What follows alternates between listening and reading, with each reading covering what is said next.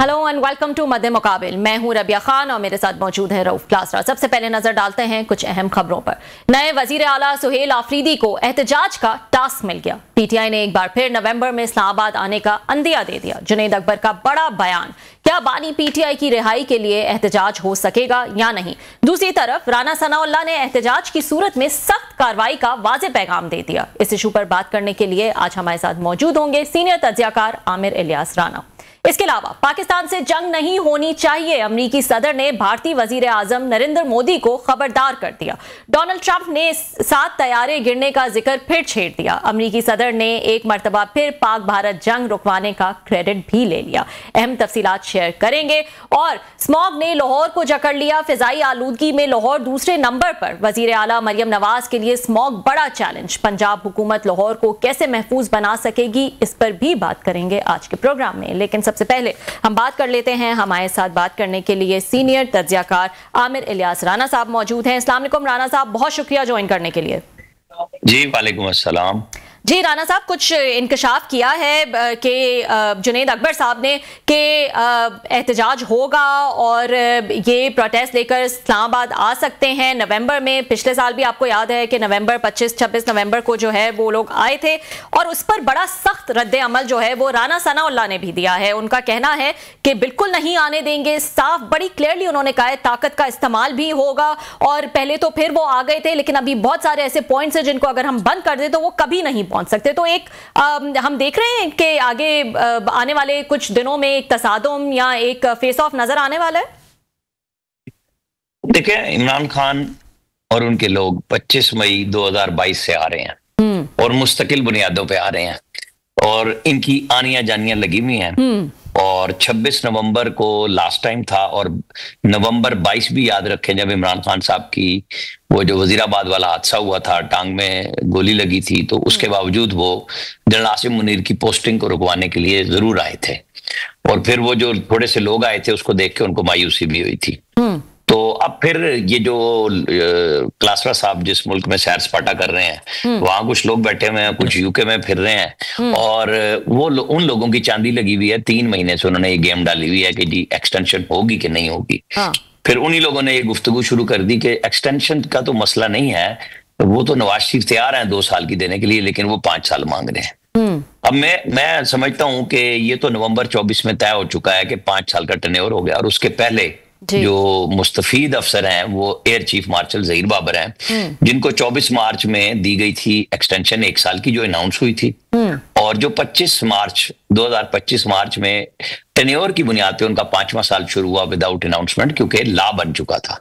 तो यही कुछ फील्ड मार्शल के लिए मौजूद है कि वो 27 की तक तो पहले ही उनका टेन्योर मौजूद है और एक्सटेंशन उसके अंदर अवेलेबल है अगले 5 साल की भी। और हाँ, हो सकता है कि वो जो एयर चीफ मार्शल हैं जिनको मुद्दत पूरी होने के बाद प्राइम मिनिस्टर ने अनाउंस किया था जंग जीतने के बाद कि हम एक्सटेंशन देंगे, लेकिन ऐन मुमकिन है कि वो चूंकि रिटायरमेंट तो उनकी आ रही है ना 29 नवंबर को, जो chairman joint chief of staff है, तो उनको ये भी एलिवेशन होगी कि वहां पे दे दी जाए ना दे दी जाए। लेकिन ये किस्सा वहीं से जुड़ रहा है, ये ध्यान में रखिएगा। नवंबर की एहतजाज की बाकी वो कहानी जो मर्जी बनाए कि हम 26 नवंबर को आए थे तो फिर हम उसकी मनाएंगे। आप एक नए वजीर आला को लेके आए हैं, नए जज्बों के साथ आ रहे हैं। पहले वजीर आला कफन बंधवा के लाए थे और इमरान खान साहब की अहलिया जो है उसको वहां ले गई जहां उनके जो मुज़ाकराते कार थे वो भी नहीं चाह रहे थे और एक रास्ता बन रहा था कि अगर आप रुक गए रास्ते में तो इमरान खान साहब को बनी गाला मुंतकिल कर देंगे। और बाद में फिर उसके बाद तो सारी चीजें 1 साल में बहुत कुछ आगे बढ़ गया। अभी देखें, ये जुनैद अकबर साहब का मैंने बयान भी देखा, राना सनाउल्लाह साहब का भी देखा। ये मीडिया में ज्यादा बहस होती है और उसके बाद उस पर गेम डाल दी जाती है। ये वही कुछ हो रहा है। ना बराह रास्त बयान देने जुनैद अकबर आए थे, ना राना सनाउल्लाह ने बराह रास्त ये बात की। ये हमारे ही सहाफियों के सवालों के जवाब में ये गुफ्तगू, हाँ जी आप आएंगे कि जी हम आएंगे, हो सकता है हम पहले आ जाए, हो सकता है हम बाद में आ जाए, ये गुफ्तगू थी। लेकिन जब से सुहेल आफरीदी आए हैं तब से एक एनालिसिस तो ये चल ही रहा है ना कि वो बड़े हार्डलाइनर हैं, वो बड़े लोगों को, यंगस्टर्स में बहुत फेमस हैं, पॉपुलर हैं, निकाल सकते हैं, एक बेहतर एहतजाज जो है वो लेकर आ सकते हैं। तो चलें, अगर मकसद जो भी हो, चाहे वो अल्टीमेट मकसद हो खान की रिहाई का या जो आप बात कर रहे हैं, मकसद जो भी हो, सूट तो करता है ना पीटीआई को कि एक जो स्टेटस को है उसमें एक डिस्टर्बेंस जो है लेकर आए या एक केओस जो है लेकर आए, उनको रोक दिया जाता है तो भी केओस क्रिएट होता है, उनको अगर आने दिया जाए तो भी एक केओस क्रिएट होता है, और वो केओस इस वक्त पीटीआई को सबसे ज्यादा सूट करता है। अब मतलब यही क्यास लेके जो अफरा तफरी फैलानी है, बेचैनी फैलानी है, अब तक पीटीआई कुछ हासिल तो नहीं कर सकी।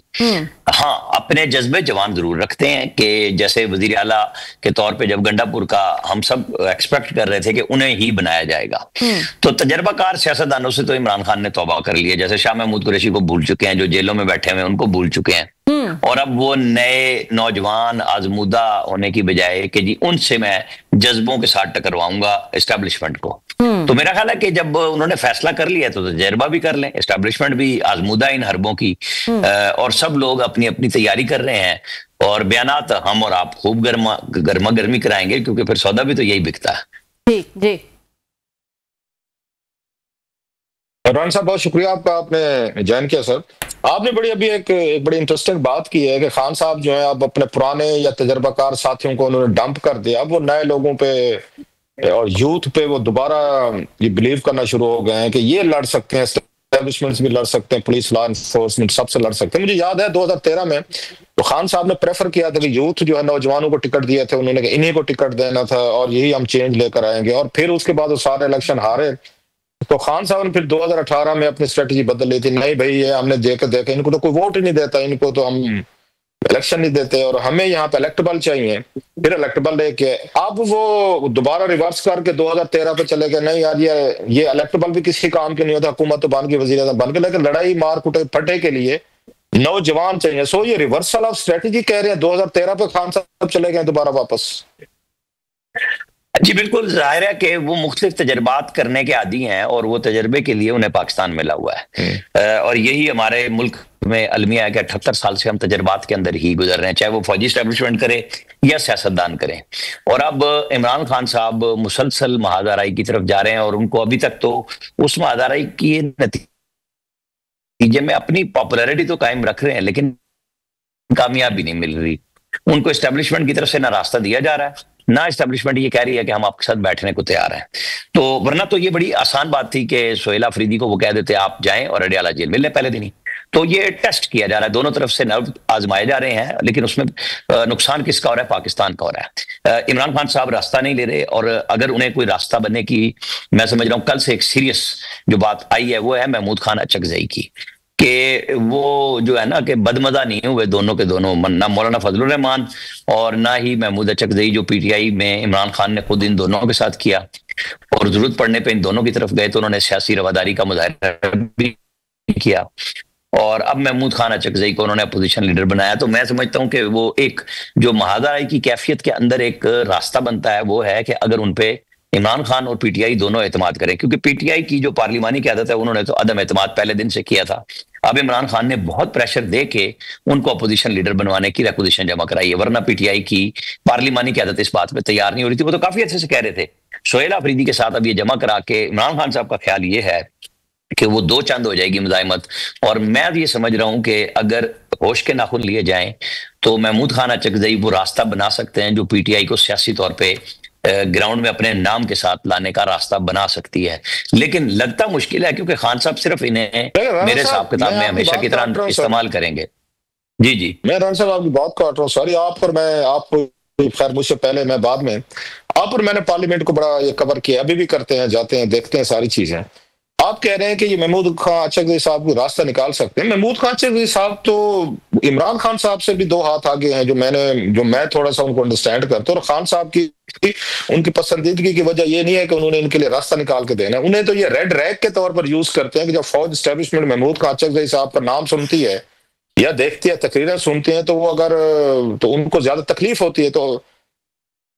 तो खान साहब ने ये सुहेल साहब को या महमूद खान को कोई रास्ता निकालने के लिए नहीं आगे लाए। ये मेरी राय है, मैं राय चाहूंगा। वो खान साहब तो मजीद वो चाहते हैं कि डू और डाई वाला मसला है, और ये 2 ग्लैडिएटर्स हैं जो मेरा मकसद हल कर सकते हैं। एस्टेब्लिशमेंट से भी लड़ सकते हैं, फौज पुलिस से भी लड़ लेंगे, सबसे लड़े। वो रास्ता निकालने के लिए तो नहीं आ रहे महमूद खान अचकजई साहब, ना सुहेल साहब आए। वो तो पहले दिन के कह रहे हैं मरेंगे, जान देंगे और हम सब कुछ करेंगे। सो ये आपने जो रास्ते वाली बात की, दैट्स अ बिट, मुझे थोड़ी सी वो हो रही है। तो मैं इस पे चाहूंगा आपकी कि आप कैसे समझते हैं कि फौज या एस्टेब्लिशमेंट जो है, जो अब तक वो किसी और को रास्ता उन्होंने नहीं दिया, खान साहब की पार्टी में बहुत सारे लोग मुज़ाकरात की कोशिश करते रहे, तो महमूद काचकजई साहब और ये सोहेल या अफरीदी साहब कैसे ले लेंगे सर? इनका तो मिजाज ही नहीं है। अच्छा, जब आपने गुफ्तगू शुरू की तो मेरा ख्याल ये था कि मैं अपनी बात को दोहरा के शुरू करूंगा, लेकिन जब ये लंबी हुई तो मैं मुस्कुराया इसलिए कि मुझे आपके कॉलम याद आ गए।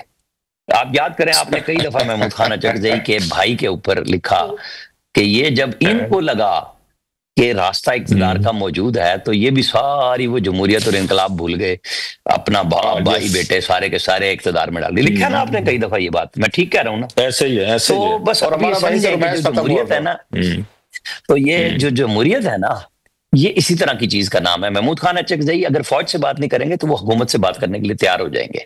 आप देखेंगे आगे चल के रास्ता इसी सूरत में बनेगा। मैंने जो पहले कहा कि इमरान खान और पीटीआई दोनों अगर इन्हें डिच ना करें, क्योंकि महमूद खान अचकजई पहले मरहले में जितनी मर्जी आप तकरीरें मैं 1992 से सुन रहा हूं सारों की, मुझे भी पता है इन बात का, लेकिन आप 1997 में गवर्नरशिप देख लें और नवाज शरीफ के साथ इनका साथ देख लें, इक़्तिदार का पहला रास्ता मिला था ना, तो ये मुकम्मल बमाए खानदान आ गए थे उसके अंदर।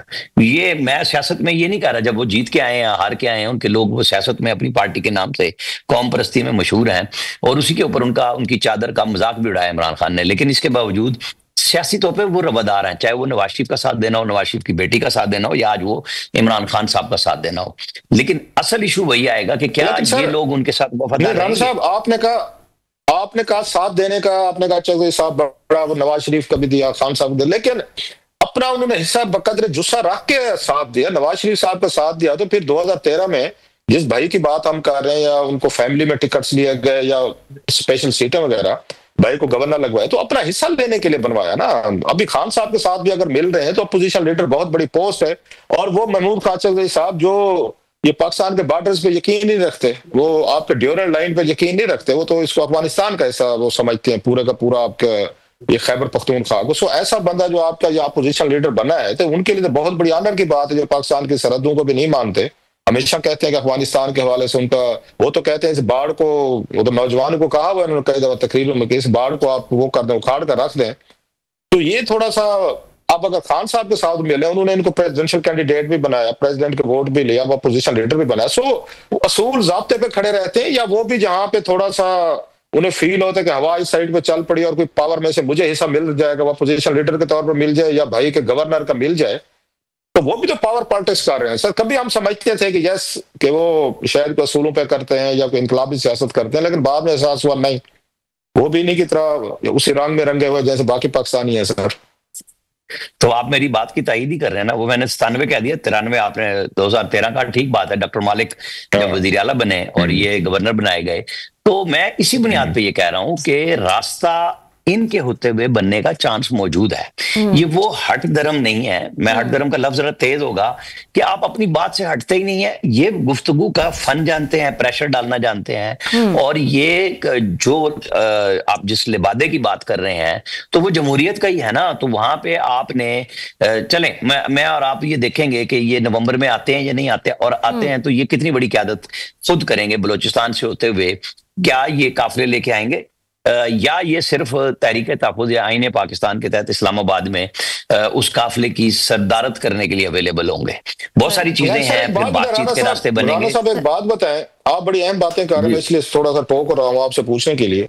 आप कह रही हैं रास्ता निकालेंगे, ये बात हम जानते हैं, जो अली अमीन गंडापुर ने भी कही थी, उसने कहा ये जो मामला है ना, ये इमरान खान साहब और फौज के दरमियान आपस में खुद ही हल कर सकते हैं। मतलब उनका यह था कि ना मैं कुछ कर सकता हूं, ना शहबाज शरीफ कर सकते हैं, ना नवाज शरीफ, ना कोई और कर सकते हैं, जो हमें समझ में भी आती है। It's between Imran Khan and the army and establishment.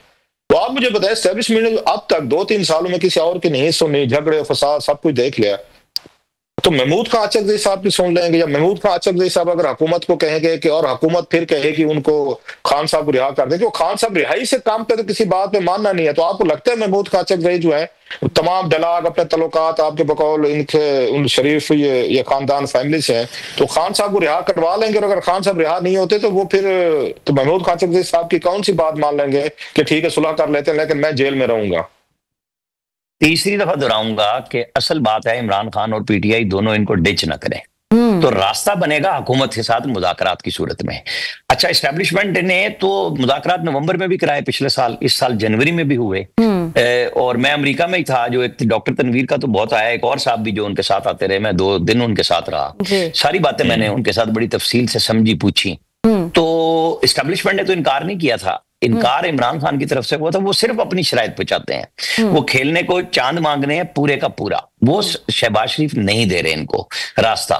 तो वो अब कभी मौलाना फजलुर रहमान की तरफ और अब आए हैं वो महमूद खान अचकजई की तरफ। ये उनकी एक बात समझें कि ये प्रेशर डालना है तो एक कमजोरी का एतराफ भी है कि उनकी पार्टी में दम नहीं है। वो अपने नौजवानों पे भरोसा करने के बावजूद उन कुव्वतों का सहारा लेने पे मजबूर हैं जिनका मजाक उड़ाया करते थे। एक साल में मौलाना फजलुर रहमान, दूसरे में महमूद खान अचकजई, और उनके साथ जो उनके 4-5 साथ और बाकी लोग, मुस्तफा नवाज खोकर हैं, जुबैर साहब हैं। अब आप देख लें वो टीवी चैनल्स की प्रोडक्शन है ना सारी की सारी, कि आप वहां पे बिठा के उनसे तबसरे करा लें, लेकिन ग्राउंड पे तो पीटीआई को बंदे लाने हैं ना। मौलाना फजलुर रहमान तो साथ नहीं आए ना अपने बंदे देने के लिए, वो बातचीत में जरूर बैठे, उन्होंने अपना घर ओपन किया, नमाजें भी पढ़ाई, इन सबको बिठा के अपने इख्तिदार में मुक्तदी बनाया, पीटीआई को असद कैसर वगैरह गए। लेकिन अब जब ये इस तरफ आए हैं तो इसके अंदर क्या रास्ता बनेगा? रास्ता हुकूमत से बातचीत का बनेगा। प्रेशर तब बनना है कि ये इस काबिल हो जाए कि आपने एस्टेब्लिशमेंट को घुटनों के बल गिरा दिया है। तो जो मुझे फिलहाल नजर नहीं आ रहा कि ये भड़के छड़के बहुत लगाए, अभी टाइम है, आप देखेंगे सामने नजर आएगा।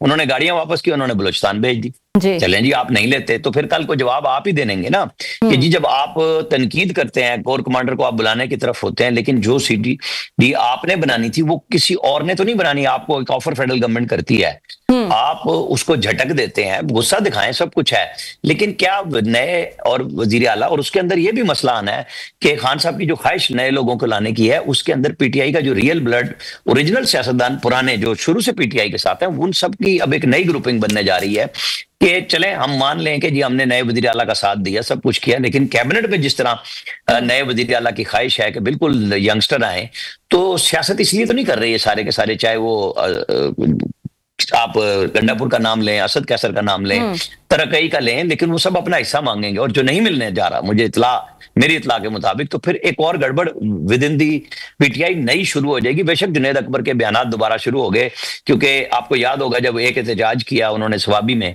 और उसके बाद वो एक इंटरव्यू में आए तो उन्होंने कहा कि मुझ पे तो अली अमीन गंडापुर ने और बैरिस्टर गौहर पे हमारे तो काम ही बंद कर दिए हैं, हमारा तो काम ही नहीं हो रहा, हमने एक जलसा क्या कर लिया, तरकई का भी नहीं काम हो रहा, असद कैसर भी पिट रहे हैं। तो ये अब दोबारा एक नया चांस लेंगे।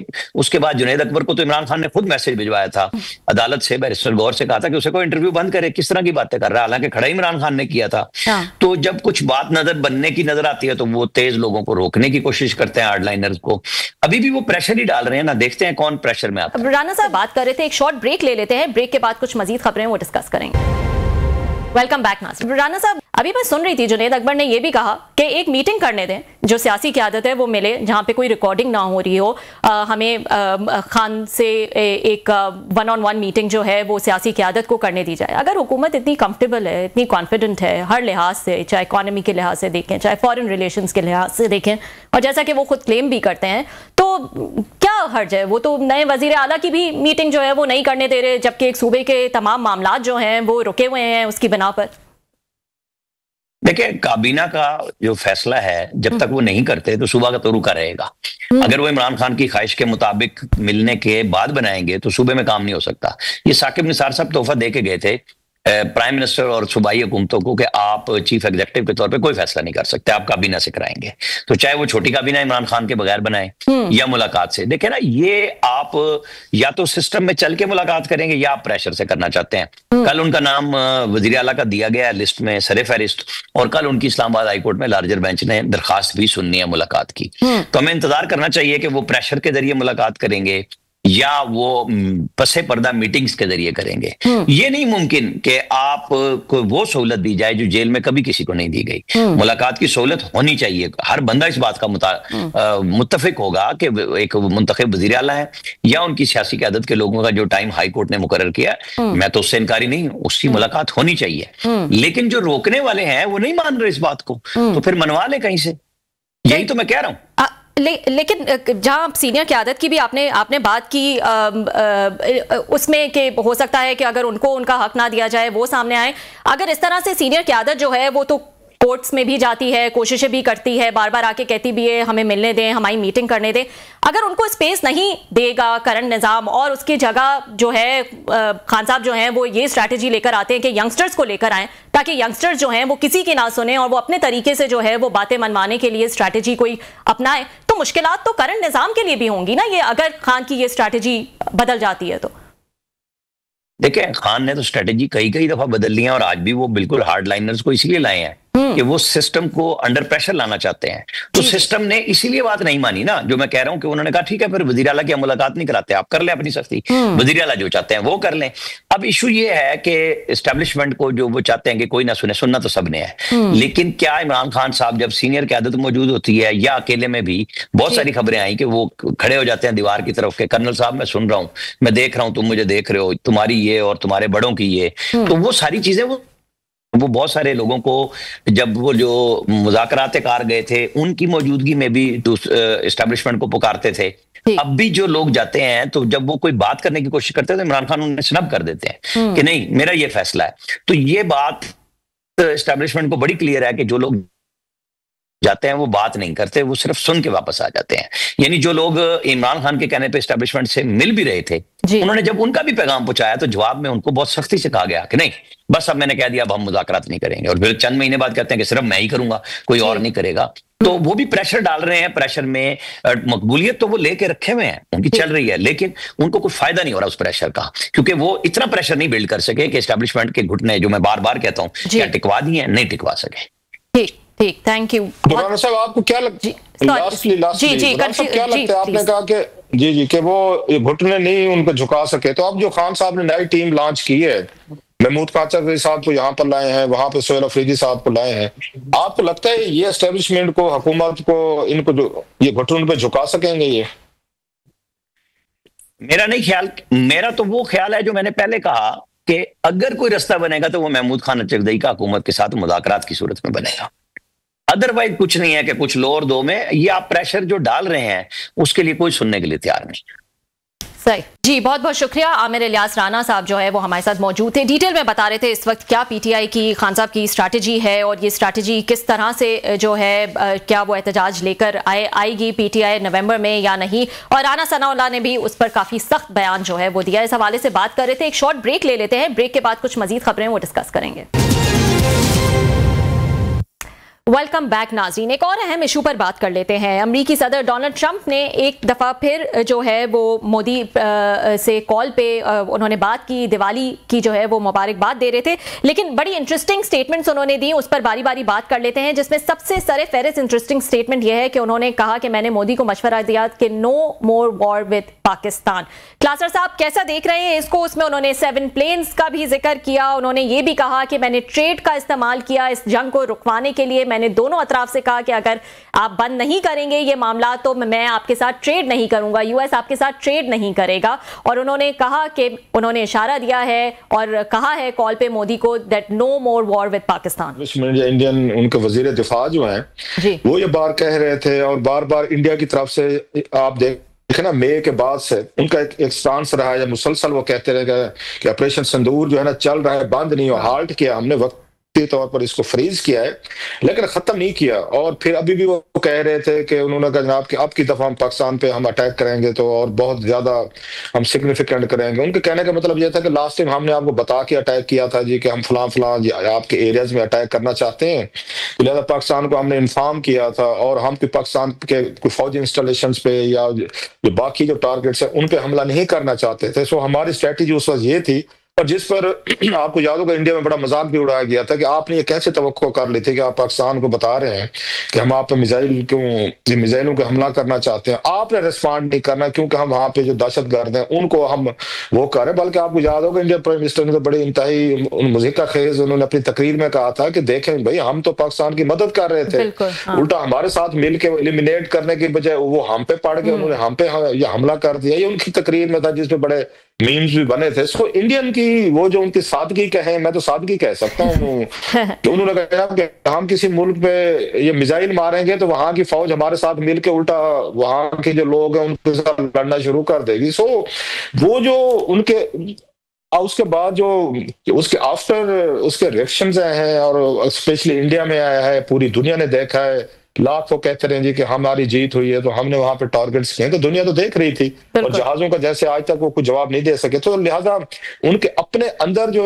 एक एंग्जाइटी है, इंडिया में है, इंडियन मीडिया में है, पब्लिक में है, कि आपने जो हाइप क्रिएट की थी कि हम तो 2 मिनट में हम सीधा कर देंगे, घर में घुस कर मारेंगे, बला बला बला, फिर पता चला अपने जहाज गिर गए। चलो पाकिस्तान ने तो कहा, वो हमारी बात हो सकती है जनाब, कोई दुनिया बिलीव करे ना करे, कि हर कोई कहता है कि जनाब के हमने 10 गिराए, 5 गिराए, 2 गिराए, वट, लेकिन जब अमेरिकन प्रेसिडेंट ये बात कह रहा हो, और मेरा ख्याल 60 दफा तो वो कह चुका है, अगर मैं गलत नहीं कह रहा, तो फिर दुनिया सुनती है कि जनाब इसका मतलब है कि इंडिया को इस वार में शिकस्त हुई है। हाँ। अब उनके पास 2-3 ऑप्शन आगे, बिहार के इलेक्शन आ रहे हैं, उसके साथ ही उनका वो जो है जिंगोइज्म जो है, आप नोट करें, दोबारा बढ़ गया पिछले कोई 10-15 दिन, कोई 1 महीने से। अच्छा, जो भाई ये आपके दिफाई तजनाकार भी कहना शुरू हो गए कि शायद नवंबर में, अक्टूबर नवंबर में फिर दोबारा जंग हो सकती है। तो मेरा ख्याल ये सारी बातें जो है, ये प्रेसिडेंट ट्रंप साहब जो है, उनकी टीम जो है, और वो इस पे आंख रखे हुए थे, स्पेशली जो न्यू दिल्ली में इनका सफारत खाना है, वो उनको अपडेट कर रहा होगा कि इंडिया में क्या डेवलपमेंट्स हो रही हैं। सो ट्रंप साहब ने ये मौका चुना है, ये उन्होंने जो टेलीफोन पे भी बात हुई है और उन्होंने गुफ्तगू की है, इसको वार्निंग समझा जाए। धमकी मैं कहूंगा तो थोड़ा सा शायद ये सख्त लफ्ज हो जाएगा, लेकिन एक प्रेसिडेंट ऑफ एक इस यूएसए का कॉल करना ये प्राइम मिनिस्टर मोदी साहब को, और ये कहना कि जनाब कि आपने जंग नहीं लड़नी। अब जो ताकतवर आदमी होते, जिसकी आप, मैं या कोई भी सुनते होते, जब वो इस लहजे में बात करता होते थे, इसको 2 तरीकों से आप देखते हैं। या तो हुक्म दिया जा रहा होता है आपको कि आपने काम नहीं करना, नंबर 1, कि अथॉरिटी आपकी है और आप किसी का फायदा नुकसान कर सकते होते हैं। दूसरी बात ये होती है कि जनाब कि आपको एक तरह की थ्रेट भी की जा रही है कि भाई साहब, अगर आपने ये काम किया तो फिर इसके कंसिक्वेंसेज हैं। तो वो तो ट्रेड वाले बता भी रहे हैं ना कि ट्रेड के जरिए मैंने इनको ये किया। अब तीसरी बात और भी की है, पूरी दुनिया को मैसेज दिया है कि अगर वार हुई तो we will stand with Pakistan. ये पाकिस्तान एस्टेब्लिशमेंट को, फौज के लिए भी या अवाम के लिए भी मैसेज है ट्रम्प साहब का।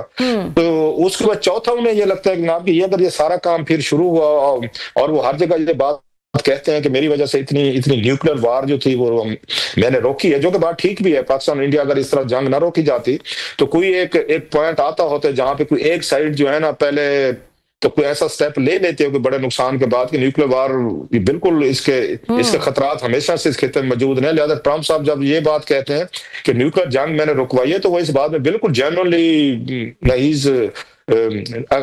अगेन ही इज राइट आके जब वो बात करते हैं। सो ये मैं समझता हूँ इंडिया के लिए बड़ा सेटबैक है ये जो हुआ है, इनकी कॉल करना जी, इनका मोदी साहब को इनको कहना, ये चीज अगर आप किसी के साथ ये इक्वेट कर सकते हैं, 71 के साथ कर सकते हैं। अच्छा, ये जो पाकिस्तानियों को बड़ी शिकायत रहती थी, यस, उस वक्त जब वार हो रही थी, उस वक्त निक्सन वाज द प्रेसिडेंट यहाँ पे, और उस वक्त जनरल याहिया साहब जो है वो वहां पाकिस्तान में वो थे, मार्शल एडमिनिस्ट्रेटर थे या वट जो भी थे।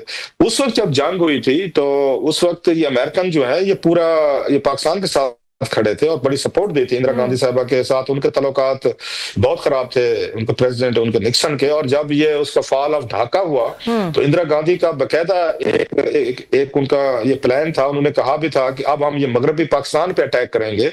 उस पे निक्सन ने और अमेरिकन ने थ्रेट किया था इंडिया को कि अब अगर आपने पाकिस्तान पे अटैक किया तो ये अमेरिका पे अटैक समझा जाएगा और हम इसको रिस्पॉन्ड करेंगे, पाकिस्तान के साथ खड़े होंगे। लिहाजा बहुत सारी हिस्टोरिकल बुक्स में या बाद में जो मतलब उस क्लासिफाइड डॉक्यूमेंट जो बाद में सामने आए उनको डीक्लासिफाई किया, उसमें ऐसी चीजें आई हैं कि निक्सन ने बकायदा इसका बड़ा स्टैंड लिया था, जिसके बाद इंदिरा गांधी साहबा जो है वो पीछे हट गए थे। तो सेम आज मैं समझता हूँ ये प्रेसिडेंट ट्रंप जो है ना, इन्होंने 50-55 साल बाद उसी तरह का ये मैसेज जो है उन्होंने डिलीवर किया मोदी साहब को कि नो मोर वार, क्योंकि उन्हें ये खतरा महसूस हो रहा था, जिसकी वजह से मेरा ख्याल है उन्होंने ये स्टेटमेंट है या उनसे बात की, अदरवाइज वो इसका जिक्र ना करते। तो टाइमिंग काफी इंपॉर्टेंट है, जैसा कि आपने कहा, और वो बार बार कहते हैं कि मैंने जो है वो 8 जंगें रुकवाई हैं। आपने कहा पाकिस्तान भारत का भी उन्होंने इतनी दफा जो है वो जिक्र किया है इस जंग के हवाले से, और बहुत क्लियरली ऐसा लगता है कि इस वक्त यूएस जो है वो पाकिस्तान के साथ जो है वो खड़ा हुआ है। तो ऐसे में आपको लगता है क्लासर साहब के जिस तरह की इंगेजमेंट इस वक्त इंडिया और अफगानिस्तान की नजर आ रही है, और फिर जो पाकिस्तान अफगानिस्तान का रीसेंट कॉन्फ्लिक्ट देखा जा रहा है, उसमें भी अमेरिका कोई रोल प्ले कर सकता है? मेरा नहीं ख्याल कि अफगानिस्तान और पाकिस्तान के दरमियान जो इश्यूज हैं वो कोई ये कम होंगे, मुझे नहीं लग रहा, मुझे नहीं लगता, क्योंकि अच्छा। तालिबान की ट्रेनिंग, ग्रूमिंग इस लेवल की हुई नहीं है। वो डिप्लोमेटिक, वो उनकी वो नहीं है, उनकी तबीयत में डिप्लोमेसी नहीं है। मतलब इसको अगर मैं सादा लफ्जों में कहूँ, वो लड़ाई झगड़े में रहे हैं पिछले 40 साल से मुसलसल। एक hard and battle, hard and कह लें, पहले गुरिल्ला वार लड़ी, फिर आपस में वार लड़ी, फिर अमेरिका के खिलाफ लड़ी, फिर पाकिस्तान के खिलाफ लड़ी। तो कौन सा पीरियड था? हाँ। ये सारे लोग जो नौजवान थे, तालिबान थे, जो भी थे, ये कौन सा पीरियड था डिप्लोमेसी सीखते, ये कोई गवर्नेंस सीखते, कोई अपनी, मतलब अभी तक वो ये सबक नहीं सीखे। पाकिस्तान को तो अपने सबक सीखने चाहिए, हमने सीखे हैं, मैं समझता हूँ। हमने पिछले कुछ अरसे में जो कुछ स्टेप्स लिए, मैं समझता हूँ हमने कुछ सबक सीखे हैं। हम बहुत सारी चीजों को रिवर्स कर रहे हैं जो हमारे गलत फैसले थे। आई एम सो ग्लैड के बाद चीजें हमारी ठीक हो रही हैं। तो लेकिन अफगानिस्तान ये चीज नहीं सीख रहा, और बदकिस्मती से कोई बहुत बड़ी कोई और डिजास्टर करेंगे।